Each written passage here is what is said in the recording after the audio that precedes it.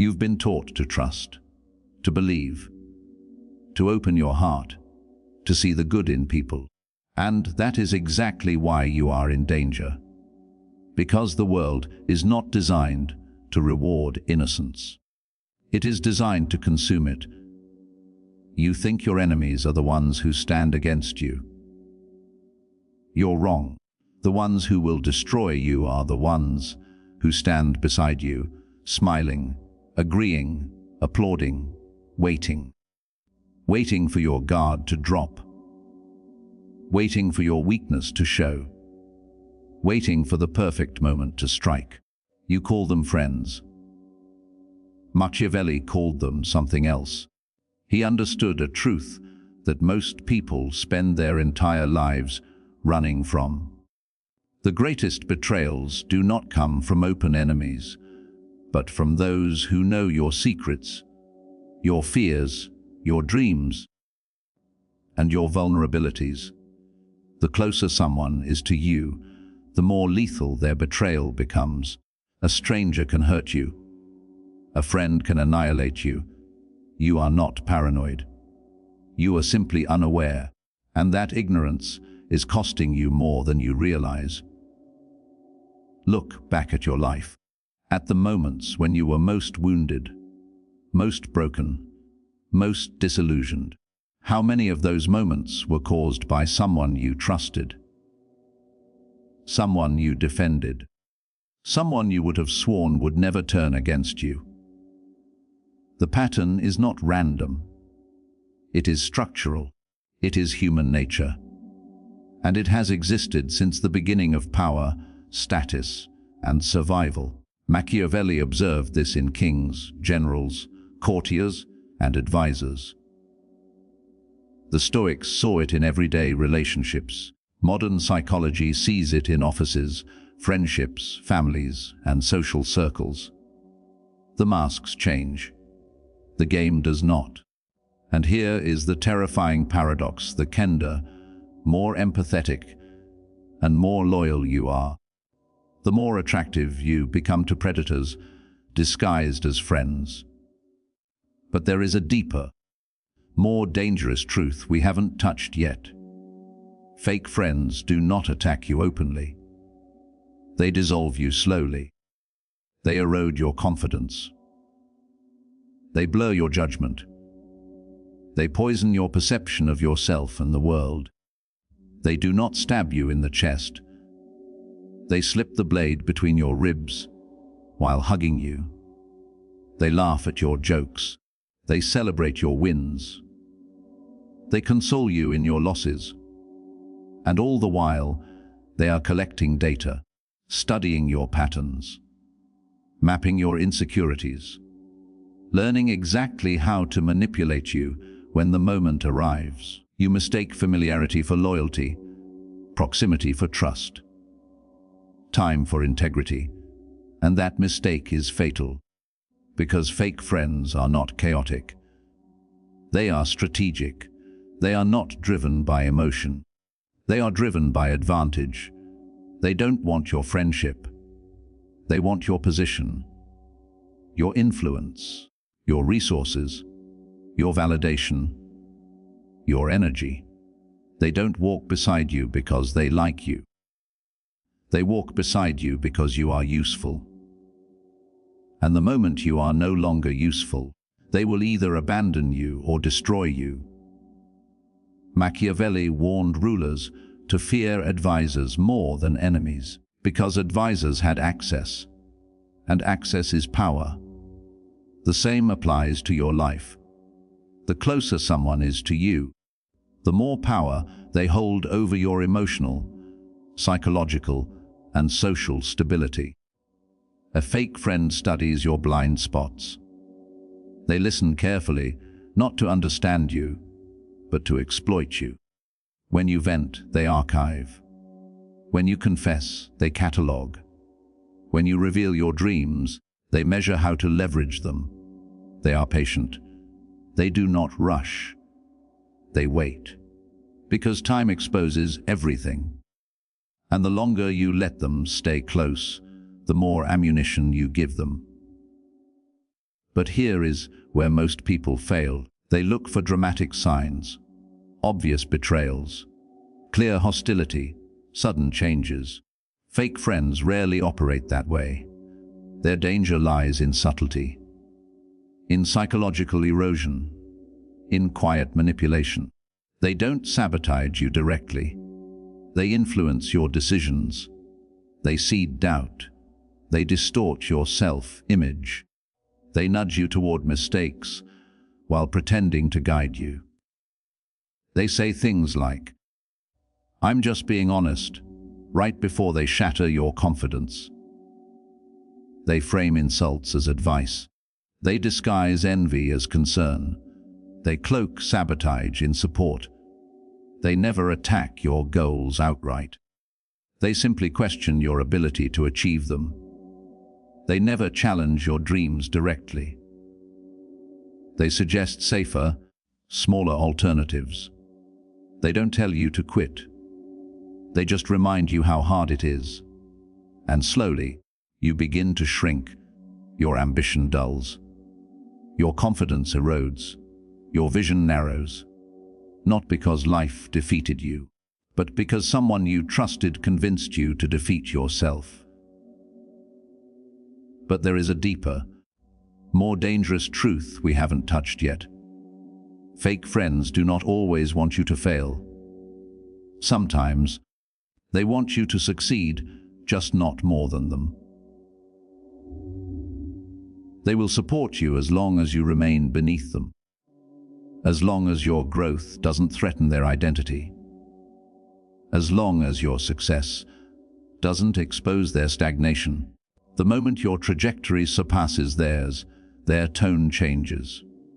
Subtly, almost imperceptibly. The praise becomes quieter. The encouragement becomes conditional. The enthusiasm fades. They start reminding you of your past mistakes. They highlight your risks. They emphasize everything that could go wrong. Not because they care, but because your rise forces them to confront their own mediocrity. And instead of rising with you, they try to pull you back down. This is why Machiavelli advised rulers to keep friends close, but never fully trusted. Not because trust is weakness, but because blind trust is suicide. He understood that power shifts relationships. Growth reshapes loyalty. Success reveals hidden resentments. People love you when you are harmless. They tolerate you when you are useful. They resent you when you become powerful, and fake friends exist at the intersection of all three. They attach themselves to you early, when you are still becoming. They stay during your ascent. And when you reach a height that intimidates them, they attempt to become the gravity that drags you back. But how do you expose them before they destroy you? Not through confrontation, not through accusations, not through emotional outbursts. You expose them through observation. You watch how they react when you win. Real friends celebrate your victories as if they were their own. Fake friends offer polite applause and silent resentment. You watch how they treat you when you are vulnerable. Real friends protect your weakness. Fake friends store it for future leverage. You watch how they speak about others. If they gossip to you, they gossip about you. If they betray others' trust, they will betray yours. You watch how they handle power. Give someone a little authority, influence, or status, and you will see who they really are. Fake friends become condescending, controlling, and dismissive the moment they feel superior. You watch how they behave when you say no. Real friends respect boundaries. Fake friends take them as personal insults. But there is a deeper, more dangerous truth we haven't touched yet. The most dangerous fake friends do not look toxic. They look virtuous, moral, supportive, kind. They weaponize goodness. They shame you for protecting yourself. They guilt you for setting boundaries. They frame your self-respect as selfishness. They say things like, "You've changed." When you start growing, they say, "I miss the old you." When you stop tolerating disrespect, they accuse you of becoming cold, distant, arrogant, or heartless. But what they really mean is you are no longer controllable. Because when you evolve, their access diminishes. When you mature, their influence fades. When you gain clarity, their manipulation fails. And they hate that. So they attempt to pull you back into old versions of yourself. Versions that were easier to exploit, easier to manipulate, easier to dominate. They remind you of shared memories, emotional bonds, past sacrifices. Not out of nostalgia, but to re-establish psychological leverage. They don't want your growth. They want your dependency. And this is where Machiavelli becomes brutally relevant. He taught that it is better to be respected than loved, because love is conditional, but respect is structural. Love depends on emotion. Respect depends on perception of strength. Fake friends thrive on emotional bonds. They weaken when you establish boundaries, standards, and self-control. The moment you become disciplined, calm, and self-contained, their grip loosens. The moment you stop oversharing, they lose ammunition. The moment you stop seeking validation, they lose influence. The moment you stop explaining yourself, they lose control. This is why silence terrifies manipulators. Because silence hides your strategy. But there is a deeper, more dangerous truth we haven't touched yet. Fake friends are mirrors of your unresolved wounds. They enter your life because something in you allows them to. A need for approval, a fear of loneliness, a craving for connection, a desire to be liked. They sense it. Instinctively, predators always smell vulnerability. If you are desperate to belong, you will tolerate disrespect. If you fear abandonment, you will accept betrayal. If you crave validation, you will endure manipulation. Fake friends do not create your suffering. They exploit your unhealed patterns. And until you confront those patterns, you will keep attracting the same type of people in different forms. This is why cutting off fake friends without inner transformation leads to repetition. New faces, same dynamics, different voices, same betrayal. Until you build internal strength, external threats will always find you. Machiavelli believed that true power begins with self-mastery. Not domination of others, but domination of impulse, emotion, and illusion. When you master yourself, fake friends become visible. Their tactics become transparent. Their games lose power. You stop reacting. You start observing. And in observation, they reveal themselves. They get impatient. They grow restless. They expose their agendas. Because manipulators depend on emotional responses, calm is their kryptonite. Indifference is their undoing. Silence is their exposure. But there is a deeper, more dangerous truth we haven't touched yet.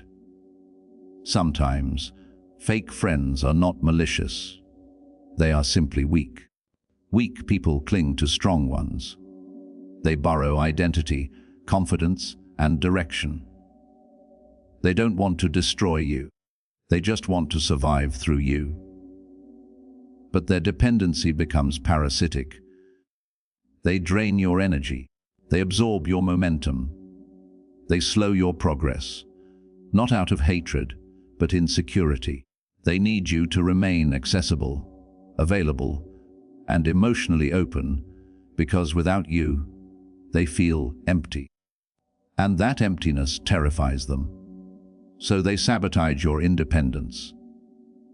They discourage your solitude. They resent your boundaries. They resist your transformation. Not because they want to hurt you, but because they cannot stand to lose you. And that makes them just as dangerous. Because love without self-sufficiency becomes possession.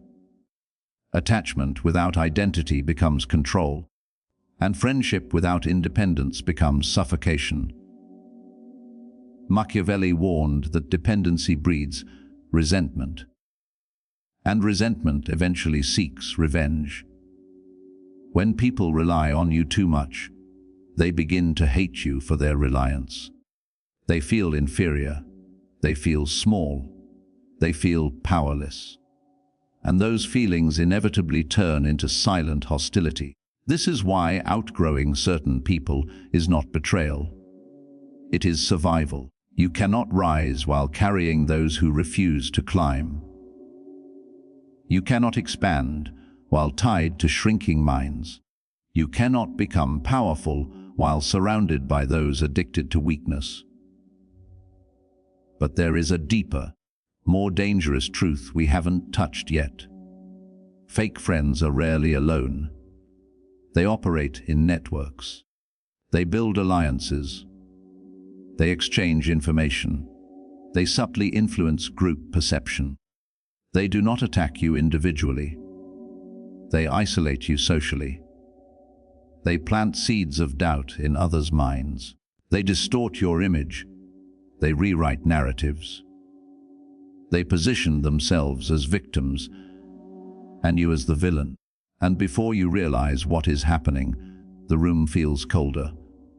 The smiles fade. The energy shifts. You feel excluded, misunderstood, alone. Not because you did something wrong, but because someone you trusted rewrote your story behind your back. This is social warfare, and Machiavelli understood it better than most. Control the narrative, and you control reality. Fake friends do not fight you directly. They shape how others see you. They attack your reputation. They undermine your credibility. They erode your influence, all while maintaining plausible deniability. They act confused when confronted. They play innocent. They pretend concern. But their fingerprints are everywhere.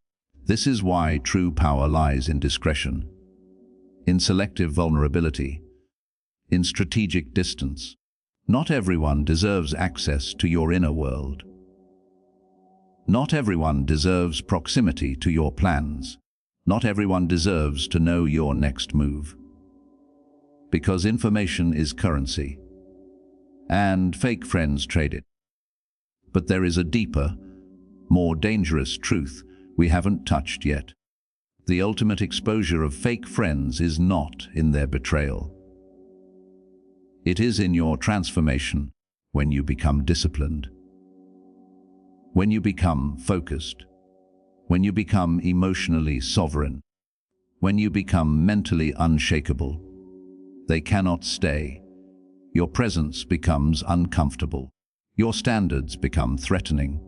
Your clarity becomes blinding. And they slowly disappear. Not in rage, not in conflict, but in silence. They drift away. They detach. They vanish. Because they no longer recognize themselves in your world. And that is the cleanest victory. No drama, no confrontation, no revenge, just evolution. Machiavelli taught that the highest form of power is making yourself untouchable. Not by domination, but by independence. When you need nothing, no one can manipulate you. When you desire little, no one can control you. When you expect nothing, no one can disappoint you. This is the state fake friends cannot survive in. They need your need. They feed on your attachment.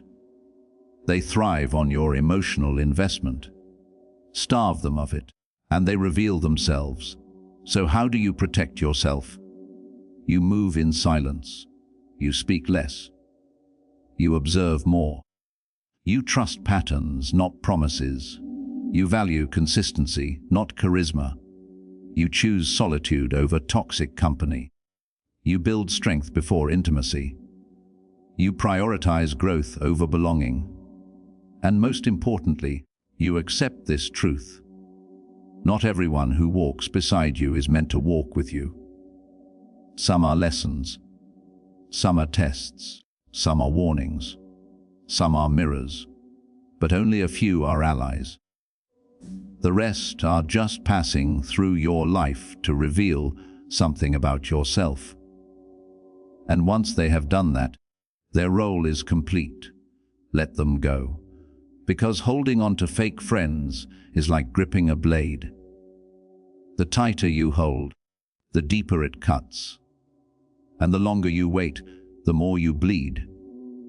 You were taught to save people, to extend your hand, to be the bigger person, to forgive, to help, to rescue those who fall. And that's exactly why you're bleeding. Because while you were busy being noble, they were busy feeding on your weakness. And unless you learn to see clearly, to think strategically, to move consciously, the cycle will repeat, over and over. Different faces, same pain, until you understand this one brutal truth. Your survival depends on your awareness. Your peace depends on your discernment. Your power depends on your ability to walk alone when necessary. And that is where freedom begins. Because the moment you stop needing approval, validation, and belonging, fake friends lose all power over you. And in that moment, you finally become untouchable. You've been taught to trust, to believe, to open your heart, to see the good in people. And that is exactly why you are in danger.